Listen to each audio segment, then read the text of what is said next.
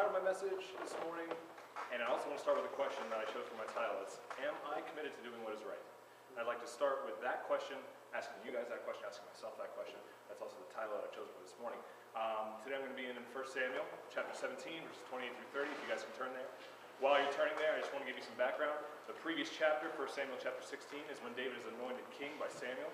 Samuel comes and he anoints him.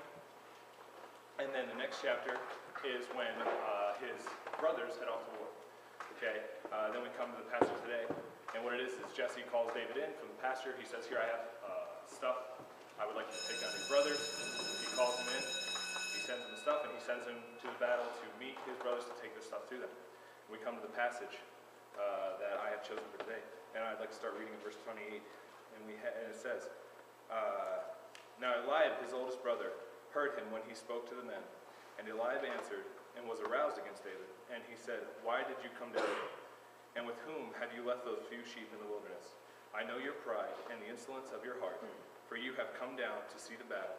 And David said, what have I done now? Is there not a cause? Then he turned from him toward another and said the same thing. And these people answered him as the first ones did. What we have here is David gets to the battlefield and he hears Goliath. Goliath comes up, he taunts the armies. He hears that and he starts asking around. He's like, what is going to be done to the man who fights him?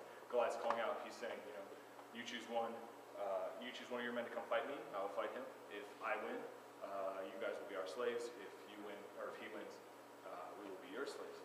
And David starts asking around, and Eliab comes up, and these verses show that what Eliab says to David.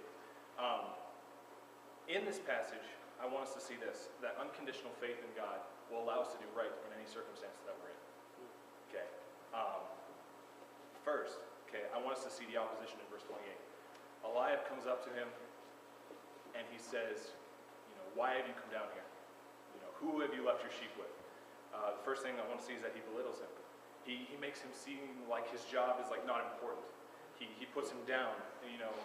David at this time was about 15 or 16. Mid-teens is about what his guess that his age was at.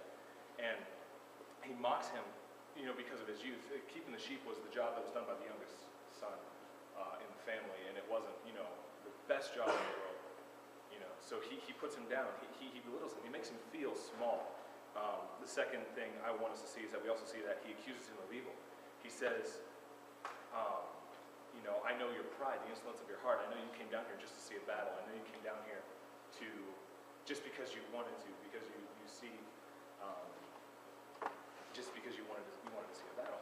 And my first thought is, I'm like, okay, David hasn't done anything. All he did was ask, what's going on. He's asking with what he's seeing. And Eliab absolutely blows up on him. He comes up, and I'm just like, that part of the story, never really made sense to me. Why Eliab gets so defensive, at David all of a sudden, when it seems like, what David's doing was right. And what I found was, it was really interesting. I read a commentator, and he said it was probably because Eliab felt like David was trying to push him, to go fight. Or that he was, basically David was asking, why these grown men were afraid to do what was right. He was standing there and he was asking them, why, what's going to be done for the man that fights Goliath? And so I thought that kind of made a little bit more sense, is that, it may have been that Eliab felt like he was being pressured by David to do what was right, to fight Goliath. And so I thought that kind of connected the dots a little bit better in my head. And it made me think, I'm the oldest of 5 kids, so I'm kind of in Eliab's position. And I know at times when I had younger siblings, they would do something that would make them look better, in mom and dad's eyes than, what I did, how I responded wrongly. And sometimes I would respond kind of the same way. And I would belittle them, I would make them feel small just to try to make myself feel better, as the older kid. And so, just an illustration to kind of, fit that in. Next, I want us to see this, and this is the part that I really want to drive home, is David's response, David's standing there, a 15, 16-year-old kid, and he's surrounded by military men. These are grown men. They're probably standing there holding weapons, shields. They're standing there just looking like men, and he is probably standing there in his little shepherding outfit with his sling on his belt, with this gift pack that he brought from Dad, and he's asking what's going on, and these men are standing there, but it doesn't even faze him. He doesn't even get bothered by it. That's what's so amazing, is I want us to see his response. And he says, first he pleads his cause. Okay? The first thing I want us to see in verse 29 is that he pleads his cause. He says, is there not a cause?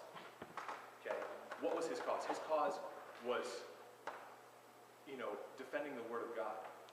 Guys, we have a cause in today's world. It's not the same as David's, but I think it's applicable. We have a cause, and that's sharing our faith and sharing the gospel with other people. And that cause is worth everything that we have. Not just, personal, like verbal attacks. That's nothing.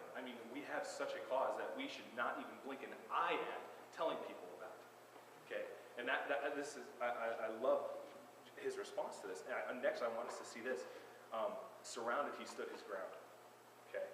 I can just picture it. It says in the end of verse 29, he says, and he said this to them, and then he turned to the people next to them, and he said it. So I'm picturing him saying, is there not a cause? Is there not a cause? And he's standing there as a young kid in the middle of all these men saying, why are you guys so afraid to stand up for what's right? And I love his enthusiasm. It's so compelling, because how many times do I let things in my life keep me from doing what's right?